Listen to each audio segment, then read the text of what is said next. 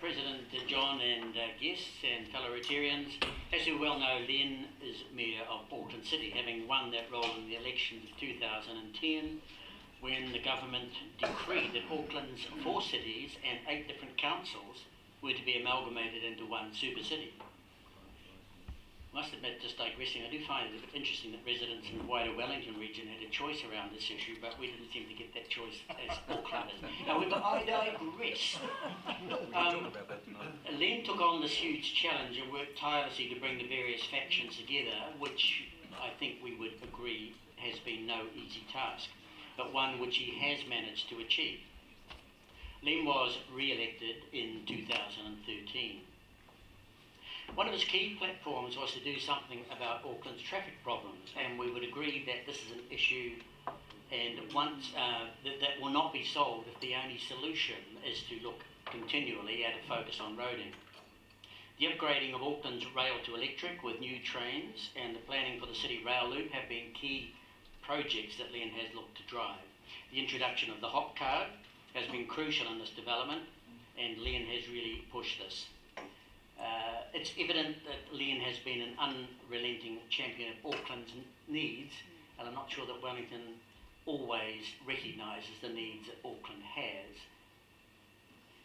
Len has continued to lobby the government in support of Auckland's transport needs against at times some considerable opposition and little evident support.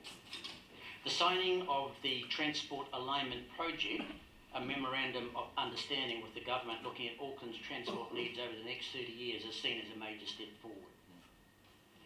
During Len's time, patronage of Auckland's public transport has gone up a massive 43%, and it continues to climb. I did not know Len in his early years, but I did know his father, Tom. And Tom was a highly respected school principal when I was just starting out, just a wee whippersnapper. He was well known for his community involvement, his strong sense of social equity and social justice. He was well known in educational circles as a man of great integrity who put much effort into supporting those less privileged than himself.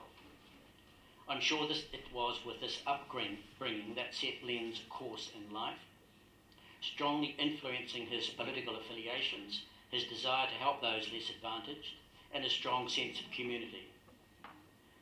Tom also had a great singing voice, something for which Len has received some notoriety at times.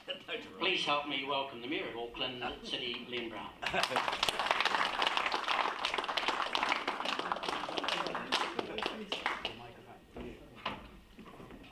I sort of feel a long way away from you, and does this move? Well, if you'd like it to move, feel free. Yeah, we'll make it move. I just, if you could just turn around, John. Look, it's great to be here. It's been a while, actually, since I came to speak with you. I had a number of occasions where you hosted me both before I became the Mayor of Manukau and during the mayoralty of Manukau and in the first term, and so I came once in the first term, and it's great to be back in the second term and to see so many familiar faces. And you know, I am used to, in this crowd, very robust engagement. And so I'm looking forward to your full and frank appraisal of how we're doing, myself as the Mayor, how we're doing as a city, and how you think we should be going forward. So what I thought I'd do for a start is just give you a bit of a précis of some of the things that are really driving Auckland. Last week we heard from the Global World Cities Conference that we had become in the biannual World City of the Year competition second equal.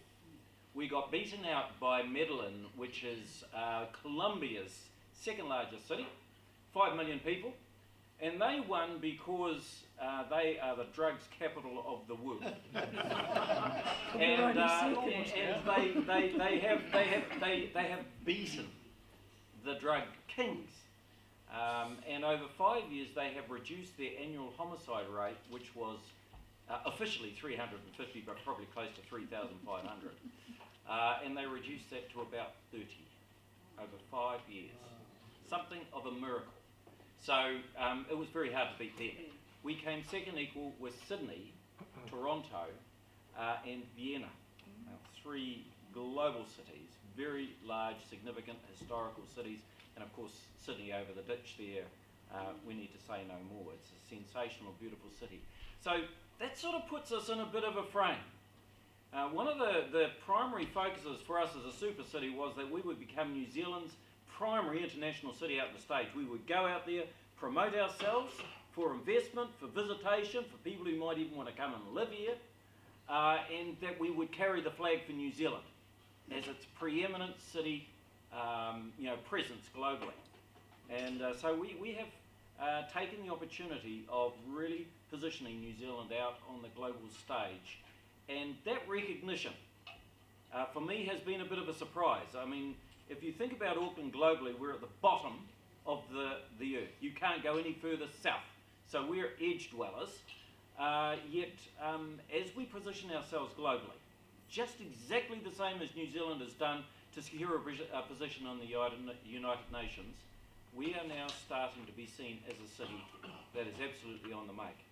But we have got some serious challenges. And Maddie and John and Ian have all highlighted the challenges that we have, and my lateness here, of course, highlighted the challenge most acutely. and I apologise sincerely, Maddie. I apologise 1,000 times. It's not going to for stop getting you late. being I know. fun. No, it wasn't Graham's problem either. In fact, he headed off.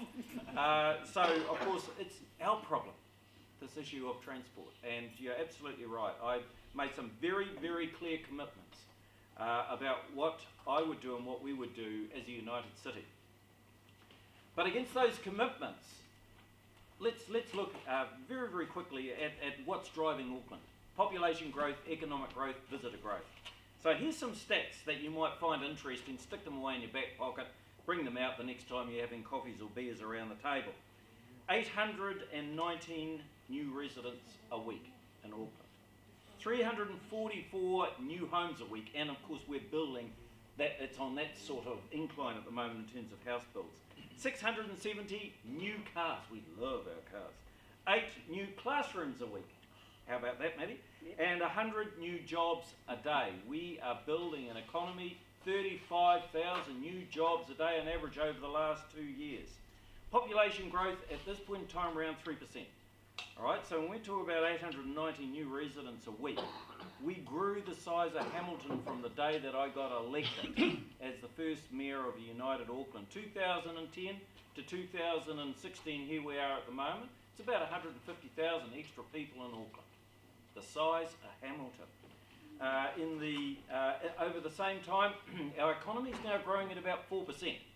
So, okay, we've got population growth, that adds quite a few people to the roads, buses, cars and all that sort of stuff. But the economy is growing at about 4% at the moment too. So what that means is across Auckland, we're spending new economic growth, new jobs, that's what's driving the jobs, about $3 extra billion a year. All right, so now the country's doing a little bit of a starve around economic growth at the moment. We're the ballast. So our economy is growing fast. Fastest growing parts of our economy, obviously construction, and what you really like and what I like, the IT sector. IT, new technology, startups, it's about 15 to 20% growth per year, year on year. So it's about $2.5, $3 billion worth of our economy, and the Auckland economy is worth about $85 billion. All right, so that's our contribution to an overall economy in New Zealand. It's about 220. So we sit at about 36, 37% of the nation's entire economy. And then in beside that, so that's the economy going like hell. So more trucks and vans going out around the roads, and then on top of that, visitations. So the nation and our city have become very, very popular places to visit. So last year, the visitations in Auckland grew by about 10%, which is an extra, say, 250,000 people, or an extra 5,000 people visiting this city extra a week. Week on week on week, 5,000 extra. And so those people, when they come into Auckland, they are spending, if they're staying overnight, they're going to spend an extra $700 to $800 each every day they stay in Auckland and contribute to the local economy. So these are the drivers. Big population growth, fast growing economy, which is great, and a very significant increase in visitors, behind the government's real strong focus to promote New Zealand globally and ourselves as the city at the heart of all that with the international airport. So, to just deal with this growth and understand it and be able to manage it. I obviously after 6 years of being the first mayor of the Supercity, you sort of look back and think, cool, could we have done better with Manukau and all the 7 other city councils and regional councils? Or do we really have the right tools now as a Supercity? And my view is this: for the significant challenges we face, the big economic challenges, the big transportation challenges, the challenges around economic growth, jobs provisioning and all that, the Supercity is absolutely the way to go forward. Now, if you look back and you think, okay, transportation, we were seriously underinvesting in transportation. Whether or not it was roading, we certainly run down the public transport system, we ripped up tram lines, we gave away the rail service, we wouldn't invest in the bus service, and of course we had the ferry service fighting each other like hell, and we forgot about bikes. So basically we went totally for road. And then we didn't invest totally in the roads that we needed. And so the one thing about a Supercity is we got one set of facts. We got one mayor, one council, one set of facts. And so what I get the opportunity to do as the mayor, and future mayors will do this, is basically hold a mirror up to the community and say, here's where we are. These are the facts. These are the challenges. These are the stark figures of growth that impact on the reason why you're finding it more and more difficult to get around the motorway network and why you're finding it more and more difficult to get on a bus. Because we're growing flat out, the economy's growing flat out, and what this tells us is we have to invest significantly more than we've ever done before. Now that, for anyone who's got an eye on the dollars in their wallet, is not a story they want to hear, but it is the unremitting truth. And it's what I've been saying really for the last 6 or 9 years, even as the mayor of Manukau. And that is that we cannot shortchange the investment in what we're doing. And so you've seen over the last 6 years, we have, really ploughed a lot of investment in. So we now have public transport growing at 20,000 public transport trips extra every day. And so rail is growing at 23% per year. That means an extra 9,000 rail trips extra every day. Day in, day out, day in, day out. Right, so we have invested in electric trains. The government's just agreed, and the point that was made about the relationship between ourselves and government, it's taken a while to mature. But I think they now have confidence in the structure, and secondly, they're starting to build confidence in terms of decision making. And because we're presenting them with one set of facts, they at last are understanding what is driving Auckland and what the challenges are and where they need to invest usefully. So now the money comes in for the CRL. What will that do? It'll double the capacity on the rail network, allow us to go from presently about 15 million to 30, 35 million, right across the whole rail network. So obviously we're investing in bus and busways, and you see that not necessarily in the backyard here, although with the Amity project we'll be putting busways down through Te Rakau Drive and in due course up and down the Pakuranga Highway. We're also investing obviously in ferry, and it's great to see the ferry terminal at Half Moon Bay after many years of promising. At last we're starting that, and I'm really pleased to see it. And we're even building bikeways again. For most of us, there you go. For most of us, who went to school, I'm now 60, well nearly 60.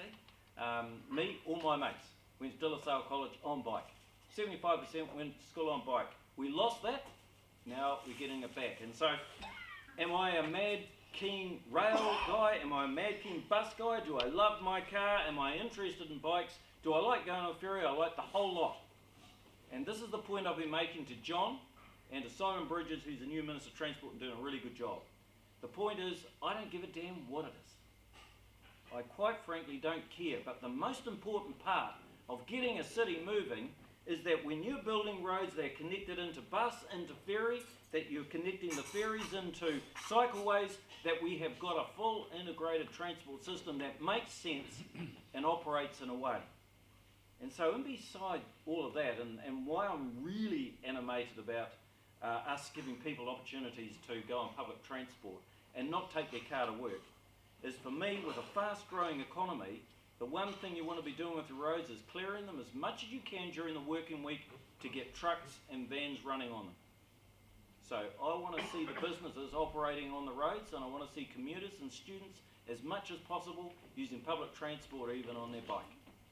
And so there's some very, very simple vision and aspirations as to how we can deliver a city that will move much better than what it's done in the past. Now, I just want to finish before we sort of open this thing up to make a comment about that relationship with Wellington. And I think, Ian, you talked about ATAC. And so this is the Auckland Transport Alignment Project. And for me, this is the big one. This is bigger than anything we're doing in terms of Vic Park Tunnel, Waterview Tunnel, Second Harbour Crossing, rail out to the airport, the City Rail Link, any of the significant projects, Amity, any of them. It's bigger than all of them. And why is that? Because for 170 years we've argued our socks off with Wellington and couldn't agree on many things, but particularly would not agree on transport. And we most needed it. And so at the start of this term, I said to Simon and Prime Minister, look, we need to get a 30-year agreement where we stop arguing about the facts. So get the Treasury, Transport, Auckland Transport, Ministry of Transport and Rail, New Zealand Rail, get them in the same room with you, me, Bill English and guys out of my team. And let's get a 30-year agreed plan for building Auckland's transport. We will agree the projects, the timing and the funding. And so the plan is to conclude this deal in June. And I'm saying to you that from everything I've seen thus far and the importance of getting this city moving and to really have some impact on congestion at last, that will be a critical part of it. The second part, funding. How you and I pay. We don't like paying with our rates. We don't like paying with our taxes, but we got to pay. There is no shortcut to these solutions. If we don't pay, we get more and more and worse gridlock. We do pay, so how do we pay? And so I put up an idea that was motorway tolls, network tolls. This is the way for us to pay. One, it'll decongest just like in Singapore. And secondly, it'll actually provide a stream of revenue ploughed straight back into transport to build the shortfall which we should have built 50, 60, 70, 80 years ago.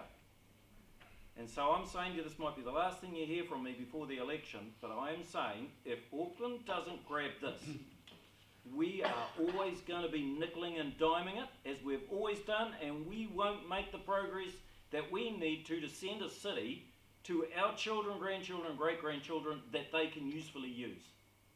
It will be a noose around our neck for the next 100 years. So, I'm definitely not going to live to see that. And I might not live another year, who knows? I mean, I've died before and found that I could come back from it. You know, what I do want to say though is that in amongst the things that I've seen thus far, progress, we've made reasonably decent progress for a start, but it's only a start.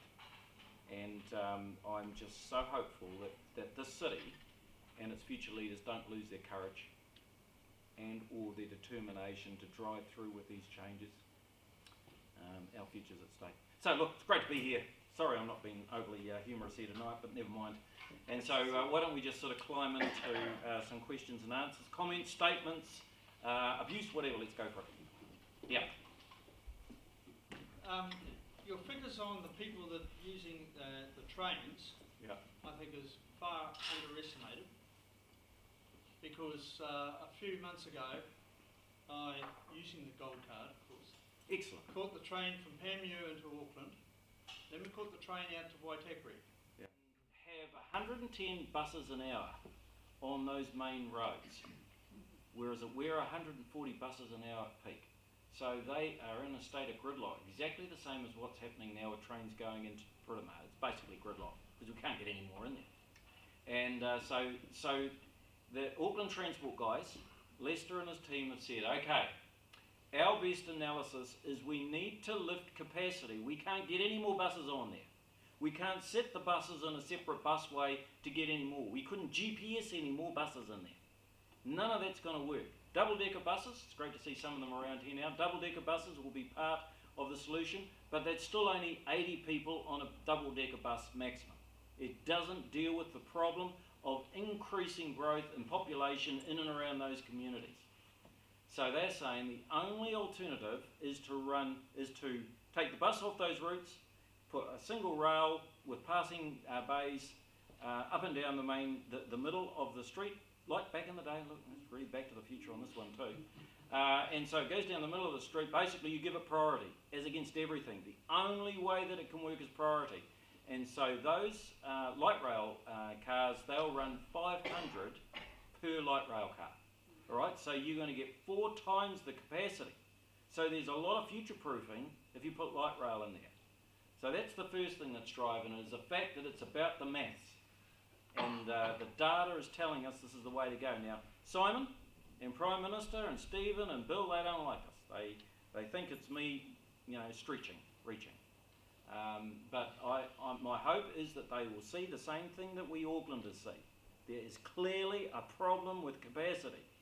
And you can't steer that down and just try and excuse it away, particularly when you've got all the experts in the room saying the same thing. The second thing that's driving it, and this is now another great story, our airport. We need to get rail out to the airport. We've got big numbers coming out of there, increasingly every year. And so the commuters coming out of there, and we need to get direct rail into there. You can either take it direct from Onehunga through the bridge and then out through Cooperide, or it can go in from the main trunk line out at Wirrie and straight across the Pukaki. All right. Now, either of those are about a $600 or $700 million spend, so it's not cheap. But what they're saying at the airport, you okay? Eh? You need some Eagle Scouts, brother. What they are saying is that we need to give the airport an answer by May. Is it going to be light rail or heavy rail? It's not a should it be rail. It's got to be done. The issue is it light rail or heavy rail? So both those issues are driving the debate on light rail. So I expect it will go public probably at the end of April. All right, but we have been driven along by a range of things, but mostly it's the facts, it's the data, and so this is going to be a big debate, and Aucklanders will be all over it. Everyone, talkback will go crazy. You'll hear a whole lot of stuff, and you can guarantee that 50% of it will be nonsense. What I'm saying to you, this is exactly it. This is it, black and white. Here, there's some very simple choices, and if you don't do it, we are going to gridlock even worse in the isthmus. Al, last question. Len, we can see the growth of the satellite areas like Karaka and Pokeno and then further Yeah, I'm to helping on Waikato. that. So a lot of those people still are here, going to be coming into Auckland to work. Yep. What can be done to get a decent rail service beyond where it is now, following the main trunk down as far as Hamilton?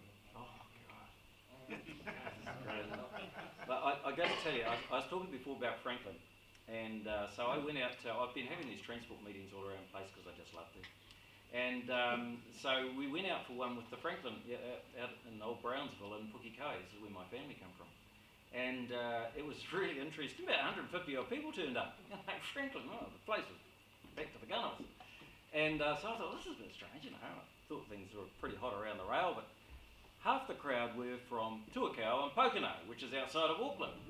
And the first thing they wanted is that, well, we want what Auckland's got. We want this rail system, and why can't we access that? And why can't you get the buses out there and we can be a part of it? And I said, well, will you pay? Oh, what?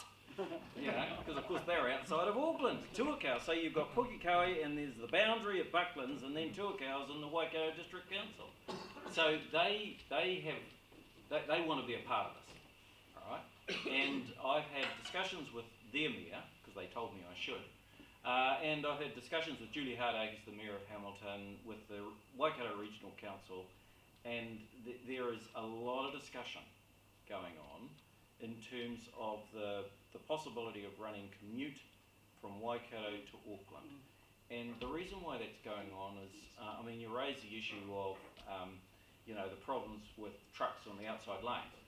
It's not really the trucks, actually, to be fair. It's all the people coming out of Pocono, Mercer, sort of Huntly, Narrawahia, and even Hamilton, who commute into Auckland for their jobs every day. And so this is a national issue because the country's primary economic spine, delivering nearly 60% of the nation's GDP, is Tauranga, Hamilton, but Hamilton, Auckland in particular. And so the issue of delivering a commute rail service, it's not front of mind, but there are very serious discussions going on about the feasibility of it.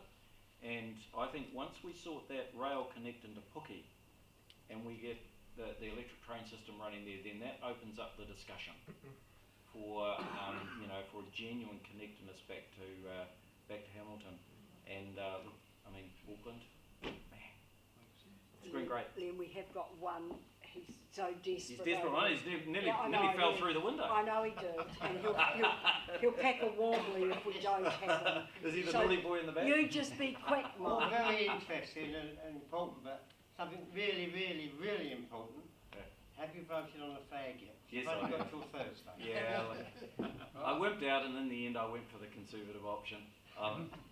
But aside from myself, if it just been me and I'd never been the mayor of the city and had the opportunity to listen to on every Anzac Day the services, and they had a long talk to me, actually, the Army, Air Force, Navy, and just talked to me about what it meant to them. And in the end, that was the tipping point for me. I don't know how it's going to pan out. And look, in the end, if New Zealand has said we're going to go a new flag, I mean, I do love the silver fern. Crikey, my favourite flag really is the silver fern on black. I just love it. But as a flag that recognises your past as well as your hopes for your future, I just stuck with what I knew. Sorry, guys. Thank you very much.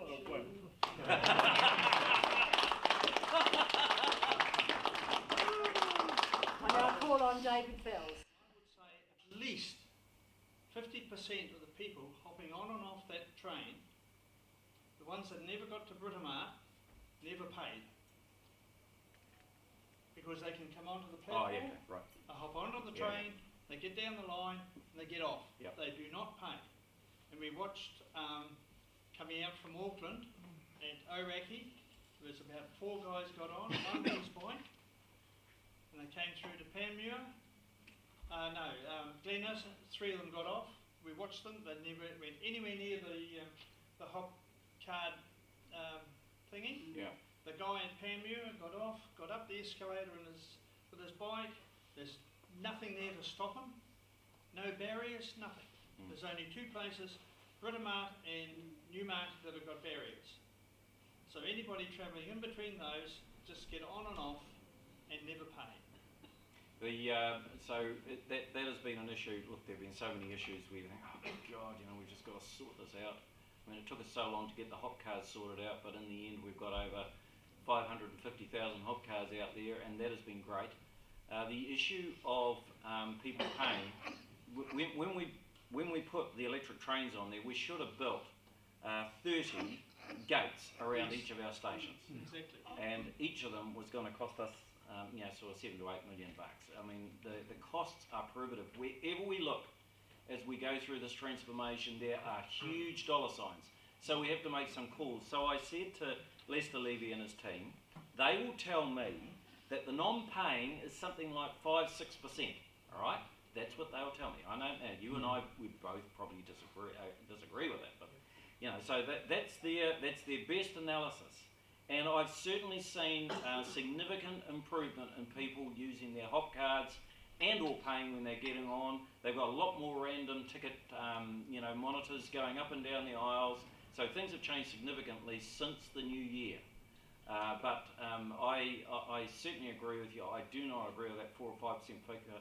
I've said to them we need to have monitors on every train and they need to check every hop card and every ticket. Do not take any prisoners. Now, what will enable us to do that over the next month is that the government have finally given us legislation that means we'll be able to have police on trains. And we've had issues around security, and so police on trains will hold to back the guards up, and and make sure that if someone's not paid, they don't just decide to get really stroppy and make it too difficult to get the money out of them. And then secondly, the legislation now is if you don't pay, you're going to get fined $1,000 straight away. And so look, we're coming down pretty heavy, as heavy as we can, given the fact that we don't have gates. We will build gates out of 2 gates a year, but where we've got everything else that we've got to do, it is an absolute pain. And look, I share your frustration, because we want this revolution, and we need it now to deal with the congestion. But yeah, it is a problem. It's a huge income. Yeah, it is a loss. It's an absolute loss, and we're trying to invest to cover that. But it's never soon enough. I want it all tomorrow. Yep. I come in from Howick Rotary to the city, I would say most days over the last 3 or 4 weeks. Yep. And that over the last 3 or 4 months.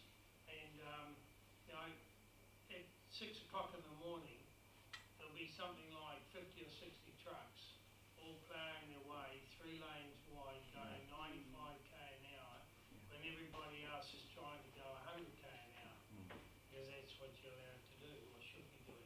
Yeah. And they're blocking everybody going through now. I know Papakura, Takanini, there's 2 lanes, and then you end up in 3, and you get to Manukau and everything goes again until you get to Mount Wellington to a 2-lane bridge again.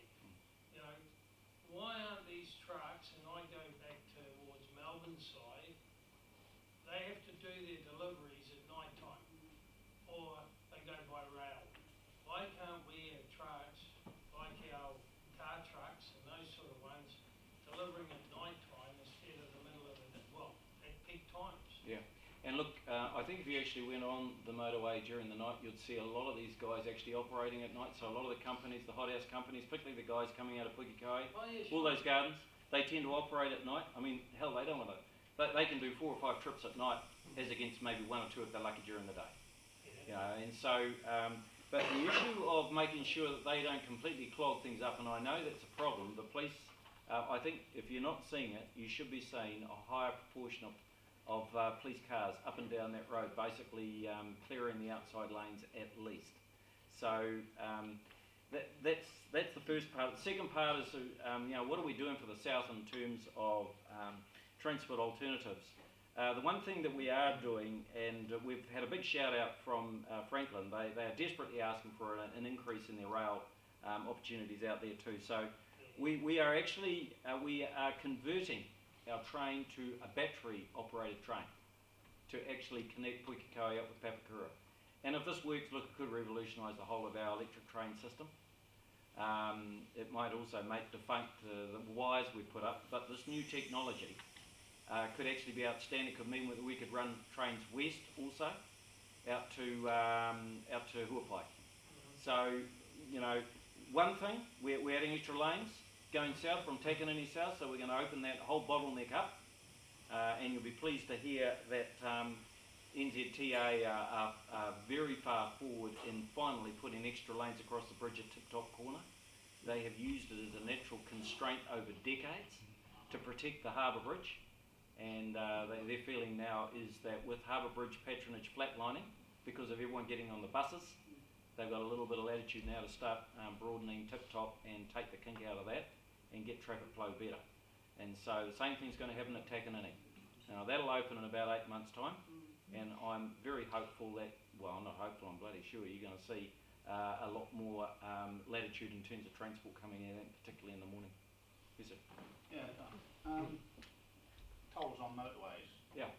Do you think they'll work, or will the traffic that don't like paying go off into the smaller roads and block the residential areas rather than going through the motorways? Look, it is, and I know we've had a debate about this, but boy, oh boy, I've looked at all the systems around the country, around the world, and Singapore do this. Has anyone been to Singapore? They got the ERP system. Okay, so it'll be $2. So $2 at peak hours, so 6 to 9, $2 in the morning, 3 to 6 in the evening, $2. Any other time, nothing. All right, and so all of the workings that we've done thus far, and look, there's no perfect scenario, no perfect modelling, but all of our workings would suggest that people, if most people will pay for a start, and secondly, business will certainly pay. So if you've got a truck, you're going to pay $6, not $2. So you'll pay 3 times what anyone's paying in a car. And the business community have been 100% behind this. Very few in the business community said anything against this. So they know it'll help to clear the roads up. Why? Because the people who are in the cars will make a choice. If they stay on there, they're paying, and that's helping to continue to upgrade. But they'll make a choice, either go side roads, and I think they'll clog them all up. Because we've got actually quite a significant number of side roads and opportunities for that. My belief is that they'll take the public transport option. Now, if we were to do network tolls, we would not be doing it until 2018, 2019. And it's really ideally made to match the opening of the city rail link. So we want to make sure that you've got train, bus, ferry, biking. You've got all the very best of a public transport option there for you if you're not going to pay to go on the road. And you decide to leave your car at home or whatever, then the idea is that you will look to public transport as your better option. So with that city rail link opening, we could take on double the patronage from all around the city. And so I think that would open up an opportunity for people to make a choice that's just not about driving your car on the side roads. And I think, people are starting to think a lot more seriously about how they get to and from their workplace and their study place too. They're really planning it, and they're working out, and they're making different choices and alternatives around that. So, one, I absolutely think it'll work. Two, I think Aucklanders are actually ready for it. They're ready for anything. I mean, anything's got to be better than what we've got at the moment. And three, that what it will do is help to decongest our motorways and give our business community an opportunity to really run business. That's my thinking. Bill, and then Alan, and Oh, that'll yeah. be the last question, Alan. Len, you mentioned Lister Levy. Yep. Can you tell us where we're at with light rail and how far it's likely to extend, feeding heavy rail, and how will buses integrate with light rail? There's so many big questions all at the same time. Light rail, it's back to the future, really. And so the year I was born, they ripped it up, 80 kilometres of it, right around Auckland. Yeah, but if you look at the Gold Coast, they put light rail in. Yep. Modern So light Sydney. rail. Would that work in Auckland? Yes, and the reason why we're going to have a debate now, and why it's now, there's two reasons for it. The first reason is the isthmus is served public transport-wise primarily by bus. Most of the rail serves everything outside of the isthmus. People who are in the isthmus generally jump on bus as their public transport choice, so it's where the big patronage is. Well, North Shore, of course. And so the problem is now